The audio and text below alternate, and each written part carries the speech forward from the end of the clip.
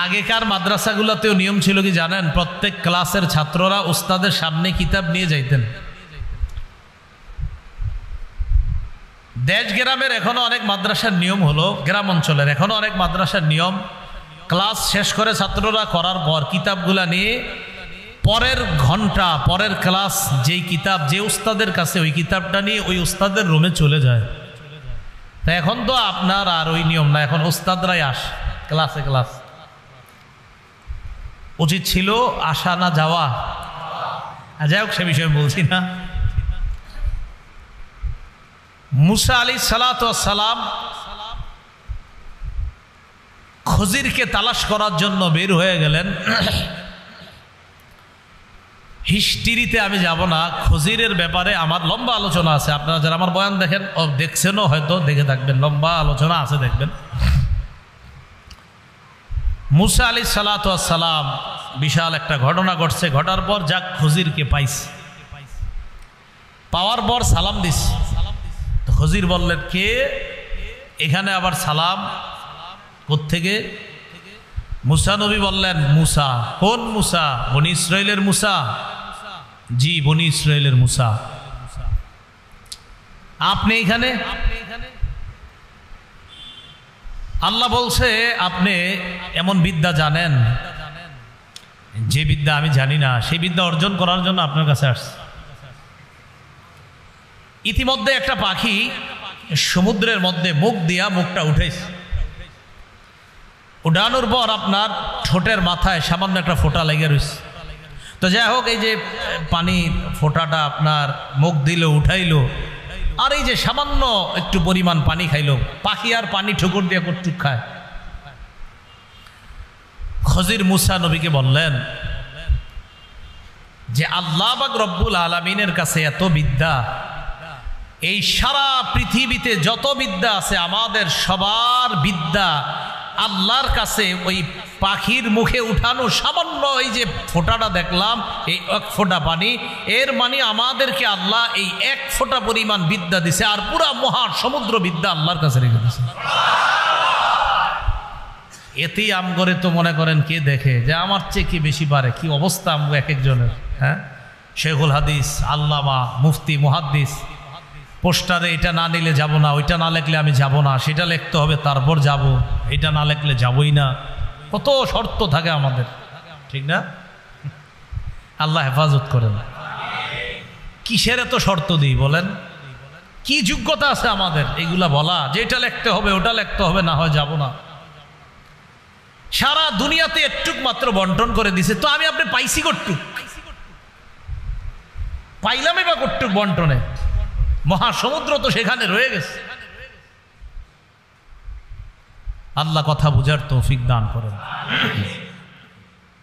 মুসা আলাইহিস সালাতু ওয়াস সালামকে বলতেছেন আপনি যেই বিদ্যা জানেন এটা আমি জানি না, আবার আল্লাহ আমারে কিছু বিদ্যা শিক্ষা দিছে, এটা আবার আপনার জানা নাই। তো মুসা আলাইহিস সালাতু ওয়াস সালাম খজিরকে বলতে লাগলেন হাল আত্তাবিউকা আলা আন তুআল্লিমানি মিম্মা উল্লিমতা রুশদা। আল্লাহ আপনাকে যে বিদ্যা দিয়েছে এই বিদ্যা অনুসরণ করার জন্য, এই বিদ্যা অর্জন করার জন্য আমি কি আপনার অনুসরণ করতে পারি? খজির জবাব দিলেন ক্বালা ইন্নাকা লান তাসতাতিআ মাইয়া সাবরা। আপনি তো ধৈর্য ধারণ করতে পারবেন না আমার সাথে। কে বললেন? খজির। মুসা আলাইহিস সালাতু ওয়াস সালাম বললেন সাতাজিদুনি ইনশাআল্লাহু সাবিরা।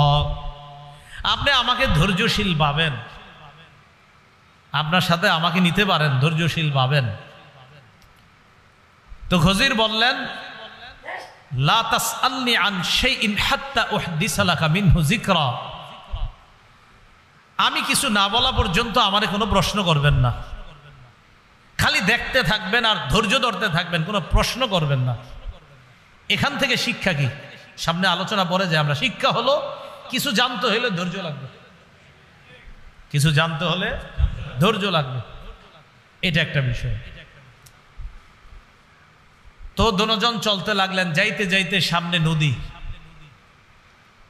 দুজনের কারো কাছে নৌকায় চড়ার মতো, জাহাজে চড়ার মতো ভাড়া নাই। নৌকার মাঝি খজিরকে চিনে ফেলছে, পরিচয় আছে, নদীর আশেপাশে প্রায় সময় দেখে, সেই খাতিরে উঠায় নিছে, মুসা নবীরে উঠাইছে। জাহাজে চড়ার পর আল্লাহ বলেন, হাত্তা ইদা রাকিবা ফিস সাফিনাতি খরকহা, জাহাজে দুজন উঠলেন, খরকহা জাহাজটারে ছিদ্র করে দিছে, খজির এটারে ছিদ্র করে দিছে। মুসা আলাইহিস সালাতু ওয়াস সালাম বলেন, আপনি কামটা করলেন কি? আখরাকতাহা লিতুগরিকা আহলাহা, এই মানুষগুলোরে ডুবানোর জন্য আপনি এটা ছিদ্র করছেন? বলছিলেন আমি কিছু না বলা পর্যন্ত কোনো প্রশ্ন করবেন না, খালি দেখবেন। খজির কয়, আমি না আপনারে বলছি কিছু জিজ্ঞাসা করবেন না? খজিরকে বলতেছে, লাকাদ জিতা শাইআন ইমরা, আপনি খারাপ কাজ করছেন, আপনি নৌকা ছিদ্র করে। খজির বললেন, আপনারা বলছি আপনি প্রশ্ন করবেন না। মুসা নবী গো, ঠিক আছে ঠিক আছে, আমি ঠিক করি নাই, আর হবে না এরকম। আবার চলতেছে, চলতে চলতে হাত্তা ইদা লাকিয়া গুলামা, দুজনে একটা গোলামের সাথে সাক্ষাৎ, একটা বালকের সাথে সাক্ষাৎ। খজির তাকে ধরলেন, ধইরা মাইরা ফেলছে, হত্যা করছে। আচ্ছা, আমার আপনার সামনে একটা মানুষ হত্যা করছে, কেমন লাগবে বিষয়টা? মুসা আলাইহিস সালাতু ওয়াস সালাম বললেন, আকাতালতা নাফসান যাকিয়াতাম বিগাইরি নাফস লাকাদ জিতা শাইআন নুকরা, আপনি অন্যায়ভাবে একটা ছেলে হত্যা করলেন, আপনি মহা অন্যায় করছেন। খজির বললেন, ক্বালা আলাম আকুল্লাকা ইন্নাকা লান তাসতাতিআ মাইয়া সাবরা, আমি না বলছি আপনি ধৈর্য ধরতে পারবেন না? মুসা নবী বললেন, ক্বালা ইন সাআলতুকা আন শাইইন বা'দাহা ফালা তুসাহিবনি ক্বাদ বালাগতা মিন লাদুন্নি উযরা। কারো ঘরে বাংলা কোরআন যদি থাকে, সূরা কাহফের 60 নম্বর আয়াত থেকে পড়া শুরু করবেন, 15 নম্বর পারার শেষ পৃষ্ঠাটা, 16 পারার শুরু পৃষ্ঠাটা, একদম শেষ পর্যন্ত পড়বেন। কি মজা! আরে এত ব্যাখ্যাও দেখা লাগবে না, খালি অনুবাদগুলোই পড়বেন, অনেক মজা পাবেন। তো খজির বললেন, আমি না বললাম আপনি ধৈর্য ধরতে পারবেন না? তো মুসা বললেন, ইন সাআলতুকা ক্বালা ইন সাআলতুকা আন শাইইন বা'দাহু ফালা তুসাহিবনি। মুসা আলাইহিস সালাতু ওয়াস সালাম বললেন, এরপরে যদি আর কিছু জিজ্ঞাসা করি, ফালা তুসাহিবনি, আমারে আর নিয়েন না সাথে। তো খজির বললেন, ক্বালা আলাম আকুল্লাকা ইন্নাকা লান তাসতাতিআ মাইয়া সাবরা। মুসা নবী বললেন, ক্বালা ইন সাআলতুকা আন শাইইন বা'দাহু না ফালা তুসাহিবনি ক্বাদ বালাগতু মিন লাদুন্নি উযরা। তো বলতেছে, আমি যদি এর পরে আপনাকে প্রশ্ন করি তো আপনি আর আমাকে সাথে নিয়েন না, আমাকে আর সাথী করেন না। তো দুজন চলতে চলতে হাত্তা ইদা আতাইয়া আহলা ক্বরিয়াতিন ইসতাতআমা আহলাহা, এক গ্রামে আসছে, আসার পর দুজনের ক্ষুধা, মুসাফির হিসাবে গ্রামবাসীর কাছে মেহমানদারি চাইছে। ফাআবাউ আইয়ুদাইফুহুমা, গ্রামবাসী অস্বীকার করলো, না মেহমানদারি করবো না। গ্রামবাসীর কাছে মেহমানদারি চাইছে, তারা অস্বীকার করলো, মেহমানদারি করবো না। এখন কোন এই লোক, এই এলাকার কারো জন্য কিছু করতে মায়া লাগবে? যারা আমাদের মেহমানদারি করলো না, একটু সহমর্মিতা প্রকাশ করলো না, এদের প্রতি তো মায়া হবে না। ফাওয়াজাদা ফিহা জিদারান ইউরিদু আন ইয়ানকাদ্দা ফাআকামা, হঠাৎ দুইজনে দেখলো একটা দেয়াল পড়ে যাওয়ার উপক্রম। খজির ওই দেয়ালটাকে সুন্দরভাবে ঠিক করে দিল। কোন এলাকার দেয়াল? যে এলাকার মানুষ কিচ্ছু খাওয়ায় নাই। তো দেয়াল যখন ঠিক করে দিল, মুসা নবী বললেন, এরাম করে কিছু খাওয়াইলো না, এদের দেয়ালটা ঠিক করে দিলেন। লাউ শি'তা লাত্তাখাযতা আলাইহি আজরা, চাইলে তো কিছু পারিশ্রমিক নিতে পারতেন, তাহলে আমরা কিছু খাইতে যাইতে পারতাম। খজির বললেন, ক্বালা হাযা ফিরাকু বাইনি ওয়া বাইনিক সাউনাব্বিউকা বিতা'ওয়িলি মা লাম তাসতাতি আলাইহি সাবরা, আমার আপনার মাঝে এটাই পার্থক্য। আমি আপনাকে এখন ব্যাখ্যা করব যেই বিষয়ের এতক্ষণ ব্যাখ্যা দেই না, আর যেই বিষয়ের ব্যাপারে আপনি ধৈর্য ধরতে পারেন নাই, সাউনাব্বিউকা আপনাকে জানাবো বিতাউইলি মা, ওই জিনিসের ব্যাখ্যা লাম তাস্তাতি আলাইহি, যেই বিষয়ে আপনি ধৈর্য ধরতে পারে, সবর ধৈর্য ধারণ করতে পারেন নাই, এই জিনিসের ব্যাখ্যা এখন আপনাকে আমি শোনাবো। এবার বলতে লাগলেন আম্মাস সাফিনাতু ফাকানাত লিমাসাকিনা ইয়ামালুনা ফিল বাহর। ওনা আপনাদের পরীক্ষা নেওয়া দরকার। এবার কয়টা ঘটনা ঘটছে? 1 নাম্বার জাহাজ, 2 নাম্বার মেরে ফেলছে, 3 নাম্বার দেয়াল ঠিক করা, এই 3টা। তো মুসা নবী 3টার ক্ষেত্রেই প্রথমটা বলছে আপনি খারাপ কাজ করছেন, মানুষগুলো ডুবে মরবো না, নৌকা ছিদ্র করছেন। আরেকটা বললো একটা ছেলে অসহায়, কত মাসুম বাচ্চা, এরা আপনি মেরে ফেললেন, এটা কোনো কথা? আরেকটা আর আম করে খাওয়াইলো না, আপনি দেয়াল ঠিক করলেন, কিছু টাকা পয়সা পারিশ্রমিক হিসাবে নেওয়া তো জায়েজ ছিল, নিতেন, আমাদের খাওয়ার ব্যবস্থা হইত। তো এবার ব্যাখ্যা শুরু করলেন। 1 নম্বর, ওই আগে আপনাদের কাছ থেকে ওয়াদা নিয়েছি, এলেম শিখতে হইলে কি লাগে? ধৈর্য। 1 নম্বর, আম্মাস সাফিনাতু ফাকানাত লিমাসাকিনা ইয়ামালুনা ফিল বাহর فأردت أن أعيبها وكان وراءهم ملك يأخذ كل سفينة غصبا। জাহাজটা ছিল ফাকানাত লিমাসাকিন, কয়েকজন অসহায় মানুষের, ইয়ামালুনা ফিল বাহর, যারা সমুদ্রে কাজ করত, এই জাহাজ চালায়া তারা খাইতো, এটাই তাদের জীবিকা উপার্জনের একমাত্র মাধ্যম। ফারাদতু আন আইবাহা, আমি এটাকে দোষযুক্ত করে দিতে চাইলাম। কেন জানো?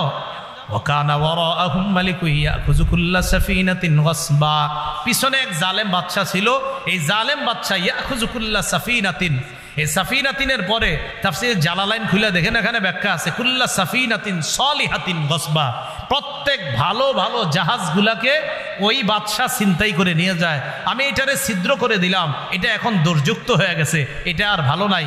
বাদশা যখন দেখবে এটার মধ্যে দোষ আছে, এটা আর ছিনতাই করে নিবে না, তখন বাদশা ওই জলদস্যু যারা আছে, তার ডাকাত দল যারা আছে, তারা যখন জাহাজ আর নিতে পারবে না, এই ডাকাতি করে যখন চলে যাবে, তখন এই মাঝিরা, নৌকার মালিকরা ছিদ্রটা বন্ধ করে আবার এই জাহাজ দিয়া জীবিকা উপার্জন করতে পারবে। তাহলে কাজটা কি খদির ভালো করছিল না খারাপ? ভালো। এই একটা এলেম। আচ্ছা ঠিক আছে, বুঝলাম, একটা মানুষ মেরে এলেছেন, এটা কেমন কথা?